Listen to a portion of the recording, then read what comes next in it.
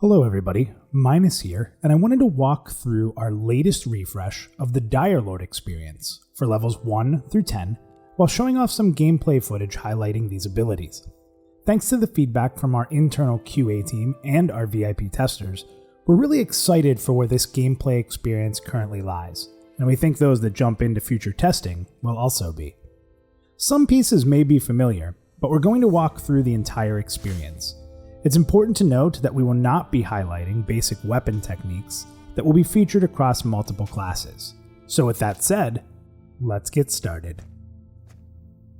At level 1, the Dire Lord will start with Provoking Phantoms and Boil Blood, both of which would live on the action bar segment of your limited action set. Now first, let's start with Provoking Phantoms. This is a no-cost, instant cast ability with a range of 20 meters and a 5-second cooldown.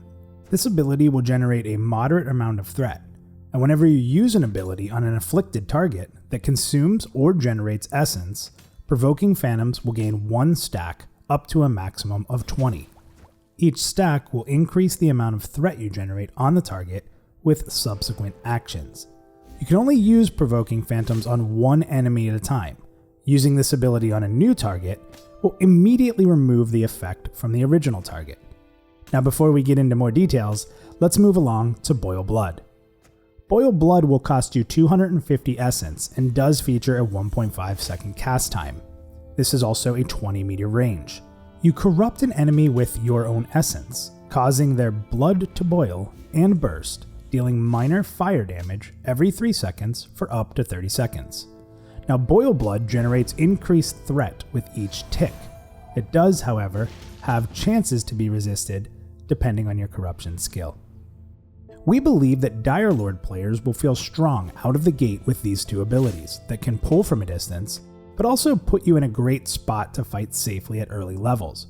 Between a damage over time effect using Essence and a free pulling/threat ability, you should feel both solo ability and solid group play with these abilities, while adding damage with starting weapon techniques.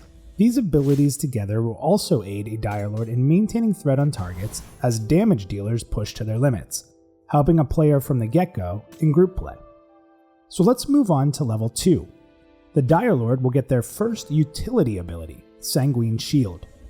Now this is a 250 cost essence ability which is instant cast, and this converts your essence into a shield, absorbing damage taken for up to 20% of your maximum health for 10 seconds.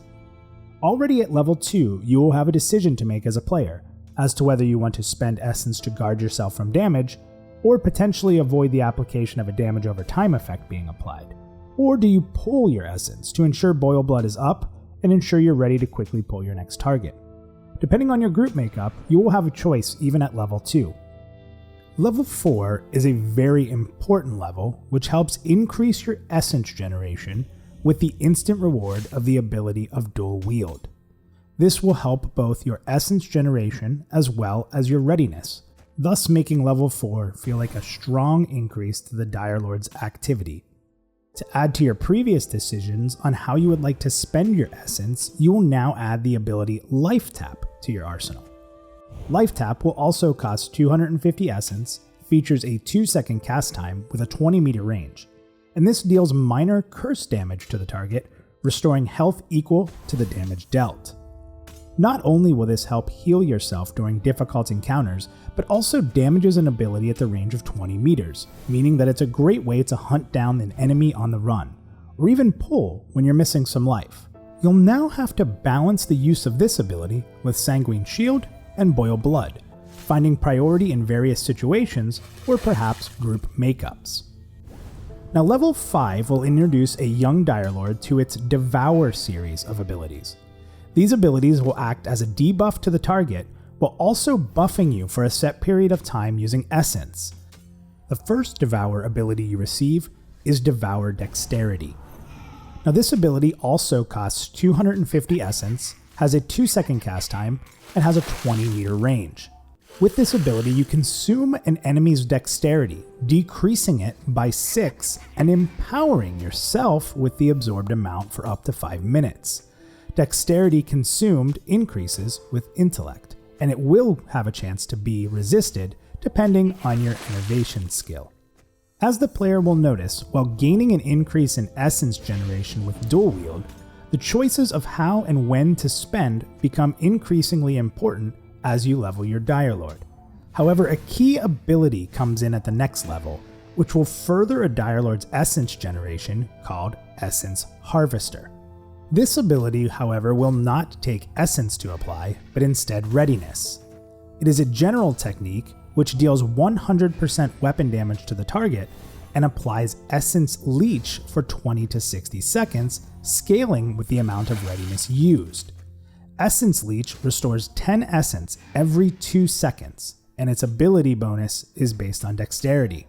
With the base resource of readiness, this ability is a pure boost to essence generation, and can be weaved with other weapon techniques to open up more opportunities to spend your essence, helping reduce some choices of either or, and instead increasing more opportunities to do multiple abilities rather than having to choose between them. While Essence Harvester is a massive signature ability for Dire Lord, they also get access to Vital Cage at level 6, the second utility ability for their kit. Vital Cage has no cost, but does feature a 30-second cooldown with an instant cast. You cloak yourself in Malefic Power, absorbing the next source of spell damage and converting the damage that would be done into essence. Vital Cage gives the player the ability to negate a powerful spell cast upon them, and gives the Dire Lord now 2 different ways, in combination with Sanguine Shield, to negate important damage, but with no costs and instead a cooldown. With the return of essence, this ability can be used quickly to use another ability if timed correctly. Level 7 will give the Dire Lord a passive ability. Now, this will not be needed to be placed on your hotbar, which grants a boost to your magic resistance naturally. With Vital Cage and Sanguine Shield, the Dire Lord begins to develop mastery over spellcasting foes, but it gets even better just 1 level later. At level 8, you will see another 2 abilities join the arsenal of the Dire Lord. First, they will receive their second Devour ability within the series, this time Devour Constitution. Also costing 250 essence with a 2-second cast and a 25-meter range, you consume the enemy's constitution, decreasing it by 6 and empowering yourself with the absorbed amount for up to 5 minutes.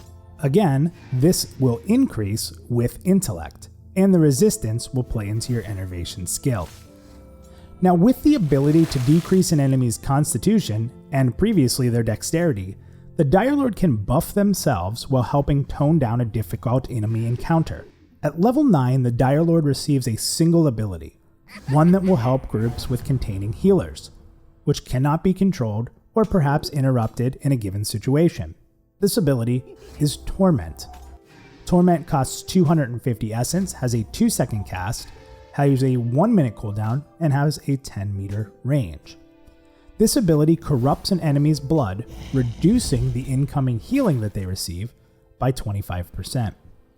Sometimes you can't always get a silence off at the right time, but at least the results will be less impactful as your group chips away at an enemy's health bar.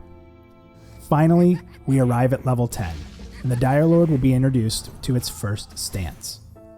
This ability will be toggled above your action bar by logos of each stance. The first stance that you receive will be Blood State Nightmarish. Again, this is a no-cost toggle ability, and it will manifest a nightmarish visage, causing 10% of all damage you deal to be applied as bonus threat. And finally, a level 10 Dire Lord will gain access to Blood Fiend. This is a 3-minute cooldown ability with no cost and instant cast. This will imbue your weapon with the Dire for 20 seconds, causing physical damage you deal to heal you for 50% of the damage dealt, and restoring essence with each strike. While this spell is active, all offensive actions will generate stacks of provoking phantoms against the target under its effects. Healing effects are doubled against bleeding targets. This is a great ability, though on a longer cooldown, to further buff the threat a player holds on a strong target.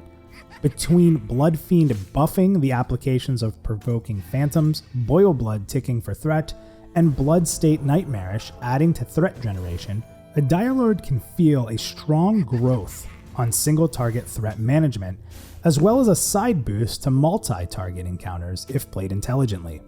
Add to that the ability to heal with Blood Fiend or Life Tap in a pinch, the level 10 Dire Lord should really feel the essence of the Dire and feel like a unique tank class who stands tall in front of their group. We hope you've enjoyed this refresh of the Dire Lord, and we thank our QA team and VIP testers once again for their diligent work in ensuring our class play feels rewarding and unique to the classes they love playing. This is just the first of many class refreshes and reveals to come over the next several months. So look forward to many more of these 1 to 10 breakdowns, including your specific favorite classes.